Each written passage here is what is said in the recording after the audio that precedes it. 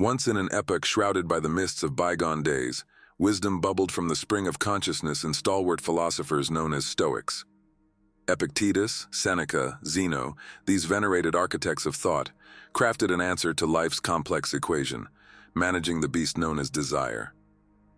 They believed not in silencing the beast, imprisoning it in the deepest caverns of our minds. Rather, they sought to train it, to understand its growls and tugs, harnessing its raw power into a force of growth. For a moment, step into the ancient world of Epictetus, bereft of the luxuries of early Rome. His humble abode depicted his philosophy, simple and free from wanton excesses. The story of his life speaks a seminal lesson, limiting our desires by understanding our needs. Fast forward through the sands of time into today's world, a whirling tempest of hypersexualization ripping through the fabric of society. Its presence pervades every aspect of existence, our screens, conversations, advertisements, so subtly that our perceptions of allure, beauty, and charm are painted by its influence.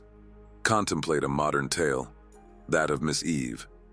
Eve, like many a soul, was caught in the relentless storm of hypersexualization, her sense of self tangled in the web of her external allure, juxtaposed against her internal worth. An existential tug-of-war that many know all too well. Yet, the philosophy of Stoicism emerged as a beacon in her tempest. Desire, she began understanding, was a fleeting specter, not a permanent dweller in her psyche but a transient guest, just as a seasoned artist wields brushes and paints to birth a masterpiece. Eve started crafting her identity, not under the stern hand of societal norms, but under the steady hand of self-understanding. At the crux of this transformation lies a key principle birthed by the Stoics, the power of choice. To silence the deafening noise and observe one's impulses without judgment is to see the empty glimmer behind the gold leaf of glamour. This was her rescue from the ever-morphing chameleon of societal standards. But remember, dear listener, that significant change is a patient gardener, not a hurried architect. Years of Eve embracing Stoicism, bit by patient bit, cultivated her ability to tame her desires, to leash them and guide them appropriately, reclaiming the blueprint of her life. In the modern labyrinth wherein we wander, our insatiable thirst for sexual stimuli parallels a sailor lost at sea who drinks seawater in his delusion. The false relief only fuels his thirst, pushing him closer to the brink of his sanity. In similar vein, we traverse the scorching desert of illusion, parched, irresistibly drawn to the mirage of fleeting gratification. However, Stoic wisdom, like a refreshing spring in the heart of barren sand dunes, satiates our thirst and course corrects us back to our true course.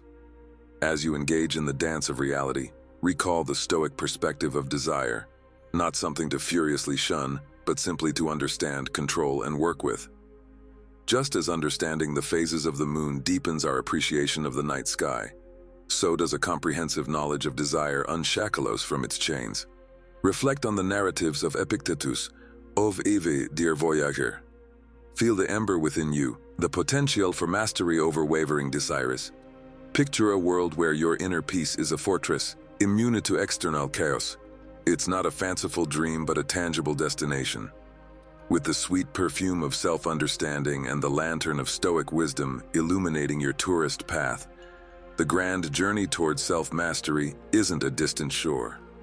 Embark on this sacred pilgrimage, and you begin to charter your vessel, not be tossed helplessly in the turbulent seas of desire.